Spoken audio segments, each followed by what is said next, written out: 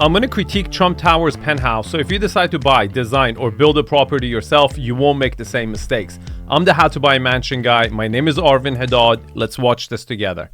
In this week's episode, we are giving you an ultra-exclusive look at what $39 million buys you at the Trump International Hotel and Tower.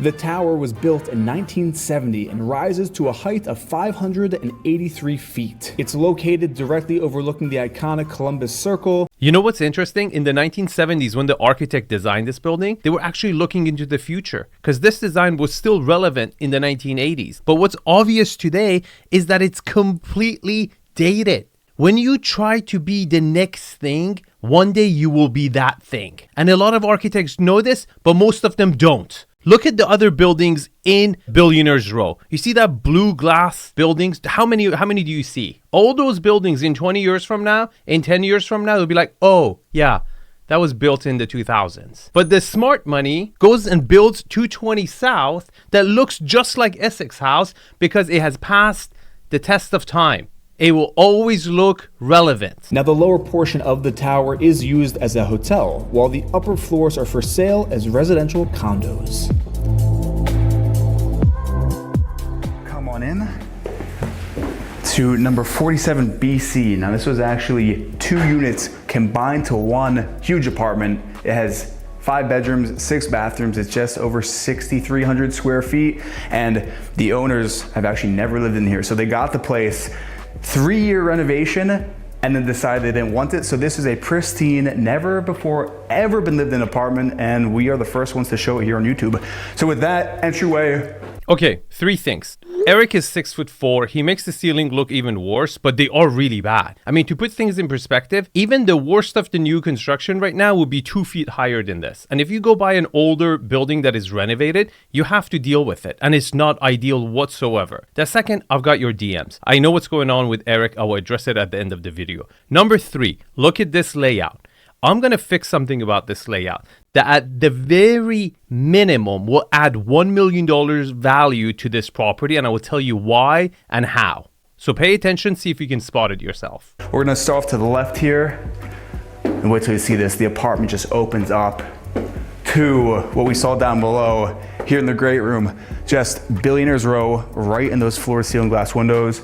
Let's actually go right to the views because that is, in my opinion, it's one of those apartments where it's so serene and you're above all the chaos. So let's just break down these views really quick, looking directly to the east. Okay, did you spot the flaw with the interior design? I'll let you think about that while I break down the view. This is an east-facing view on Central Park. Is it as good as the ones on Billionaires Row? Yes and no.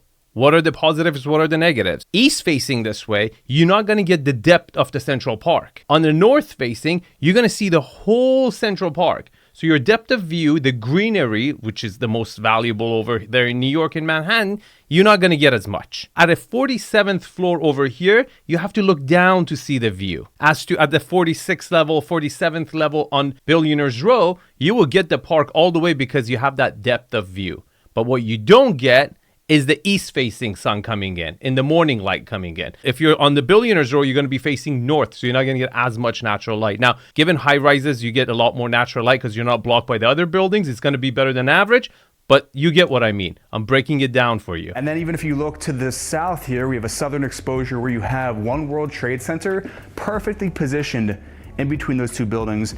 And then you can actually see Columbus Circle right down below you. Let's head back into the apartment. Okay, did you spot the interior design flaw? It's the sofa. You've allocated some of the best real estate in the whole unit on the park side to your great room. Rightfully so. I have no problem with it. But you block the energy by putting a long sofa there. What you're doing is you're discouraging people to go in. And because you're on east side, you have to get closer to the window to see it. So you're blocking your own view. Where you should have had it maybe a daybed, maybe a grandbaby piano, maybe a bar with some stools against that wall. So people can actually enjoy it and walk around and enjoy this view. Because formal living spaces never get used anyways. You have to give it functionality to get used, and then you block your own view. And off of the great room, this is your study area. Very minimal, sophisticated, and modern. with this desk overlooking Central Park. You can even see the Queensboro Bridge right in the distance. Again, Billionaires Row, and facing east, you get all that natural light in the morning to really start the day and have that invigoration. Back out into the main entrance area, I want to point out the floors below us. These are chevron floors made from European oak. Do you know the difference between chevron floors and herringbone floors? Chevron floors kind of touch each other like this. Herringbone stack on top of each other. This is actually a chef's kitchen, the laundry room, so if you wanted to have a big event, it's all behind this door here. We're gonna keep that shut for now and make our way into this awesome kitchen. Seating for 10 at your dining room table, right next to this elongated island with Italian marble, waterfalling down to those white oak floors, and then again on the backsplash here, that Italian marble on the backsplash and the countertop, with the shelving even built out of marble. The vent is even marble. Just the level of perfection here is not that good. It's really good, but it's not perfect. Let me explain why. First of all, on the backsplash, it's not book matched, okay? Second of all, you actually want to break that marble. If you're doing the vent and the shelf both in marble, you need to put it in contrast. You need to show it. So at least the shelf should have been in natural wood to break that. Do you get that optically? And then the obvious, real obvious mistake here is putting the dining table over here. You have this beautiful space for a kitchen. The space is amazing. But you put a 10% dining table in your kitchen? What are we in, like Tuscany? You had a whole dining room that you turned into an office, which would never get used, by the way, as an office because you're just in the middle of everything and it's open and it's not closed off. That should have been the dining room. See, you got to understand, if you're decoring, if you're staging, what does the client want? The person who buys a $40 million, you know, one of the most enjoyable things for them is dining, fine food, inviting their friends over for dinner, having a chef cook at their house, and you want them to be hanging out in the kitchen where, you know, it's dirty and in their living quarters. Where you had the room designated, you could have told a story, you could have made it moody, you could have had a fantastic formal dining space right next to the formal living space, which would actually give utility to the formal living space, as to giving it a lounge next to the formal living space where everyone in the formal living space would be like, oh, this is uncomfortable, let's go to the lounge. You see? Like, these little things you get wrong. And this kitchen is one of the nicest. We have a little media center here. You could call this the family room, right off of the kitchen dining room. And I would spend most of my time in this area of the apartment just because it has that warm feeling with the wood on the walls and the light from the east. Another cool thing is here in this little media section, these couches are custom built in to divide the space, which I really like, because you can see the kitchen area, but it is that nice piece of division. And I want to point out this. You've got your hidden powder room, and you have that same Italian marble that you have in the kitchen on that island. Wow, what a family room kitchen combination. What a beautiful space. You don't see this that often in New York. They don't get this right. This gives you a single family home vibe. This is the selling point. This is where people come, and this is where the decision is made. Oh my God, the area in the house that we're going to spend the most amount of time in is amazing. You're on Central Park. You're right next to the kitchen. The whole family is together. The head of household, the woman or the man, laying down on that couch, being able to see their husband or wife and the kids and look over their shoulder to Central Park. These moments what sells apartments. And a lot of times with my consulting clients, they pay me $20,000 an hour because I could tweak a little thing about a layout that would add $1 million value to it, like this. And a lot of times I start with, where is the couch? Where is the seating area? Where is that moment that the head of the household, the husband or the wife, is gonna sit down, the decision maker, okay, is gonna sit down and feel like the king of the world. And this unit, that spot is right there, right there. You've got your hidden powder room, and you have that same Italian marble that you have in the kitchen on that island for the vanity here. Just very minimal, very clean, very 2022, 23, 24. I love when there's a renovation and it's a longer one. You know, this took 3 years and the style fits now. It's not dated. And this is a very timeless renovation in my opinion. You can just tell the space it's eloquent, it's modern, sophisticated. I agree with what he just said, except the marble. The marble is too busy. This marble will be remembered exactly for the time that it was relevant. But overall, this was one of the most beautiful, elegant kitchen living room combinations that I've seen in New York City. unbelievable. Really, really cool. So moving back into the entryway, we're gonna check out the first bedroom. Okay, this first bedroom is the guest bedroom. Pay attention. Now here we have your western exposure. Again, I love the paint palette in here, a nice turquoise blue color. And these guest bedrooms are, in my opinion, very large, and you have those views again of the Hudson River looking out into New Jersey. These also all are ensuite bathrooms, and this one is beautiful. You have that same color with the subway tiling in the shower here, all these brass fixtures, built-in LED lights on the vanity. Not bad. Again, they didn't go all out in the powder room, but overall, a very good, right by the front door, guest bedroom, away from the family quarter. Good placement. And now making our way into the living quarters of the home, I want to show off this powder room. Check this out.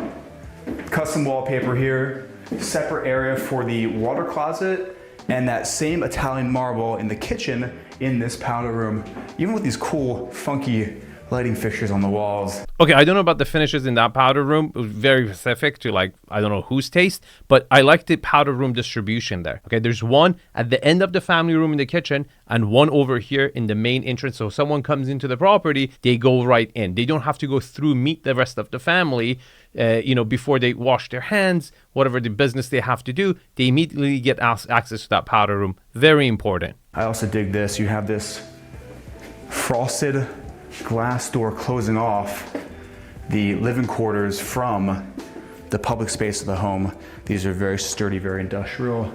I think that's a nice touch, goes with the whole theme. You've got another bedroom off of this main hallway, and heading into this second guest bedroom, we have custom French wallpaper.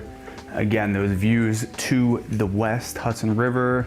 Okay, I don't think it's a guest bedroom. This is like kids' bedrooms over here. Very neutral, completely different than the other room. Very safe, again, and good size for New York City. Very good size. Heading back out into the hallway, we have another guest bedroom.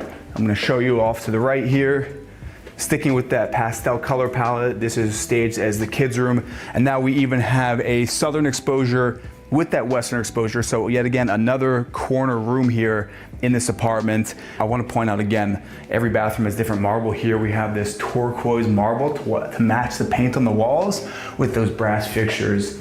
There's really nice specific touches in every single bathroom. Another kid's bedroom. So far you got one guest bedroom, two kids bedroom. Overall, they didn't go crazy, but they didn't really mess it up either. So then heading back out to the hallway, this is the fourth bedroom, and this is the junior master suite. So this, in most apartments, would be considered a primary master suite, but this is just the junior. So you have the bed space, again, with those views to the south. Now you have One World Trade Center perfectly in view here in this junior primary, with those views looking down below of Columbus Circle, down 8th Avenue, and this little seating area. I love that.